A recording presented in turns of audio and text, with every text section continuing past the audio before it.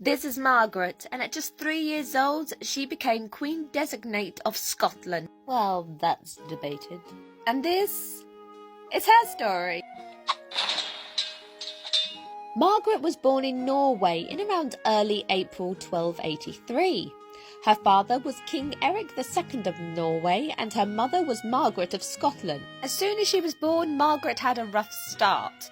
Her mother passed away shortly after birth, and her father was 15. Due to his age, King Eric had very little authority, and with that he also had very little say in the raising of his daughter.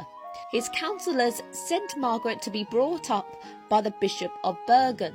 We don't know much about her life until she's 3 years old, and something very tragic happens in a completely different country. Margaret's maternal grandfather was Alexander III of Scotland, and he had a very unfortunate death.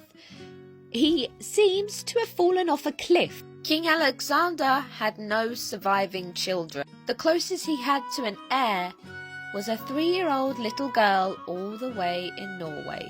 Alexander had made Margaret the heir presumptive just a couple of months before he died. He had summoned all of the earls, all of the barons, all of the clan's chief, and ordered them to swear fealty, an oath, that if he had no heir, then she would be it. Upon the king's death, those loyal began to preserve the throne for the queen and selected 6 regions. Young Margaret would remain in Norway until she was 7 years old. Meanwhile, her father began planning a marriage for her, and one king that he was discussing marriage with was Edward I. These negotiations had come to fruition. This marriage was likely with the future Edward II. In late August of 1290, 7-year-old Margaret prepared to sail for England. Ships stopped at the Orkney Islands. There, Margaret was already quite sick.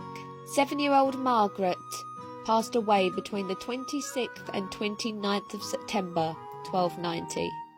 It is thought that her illness was likely food poisoning.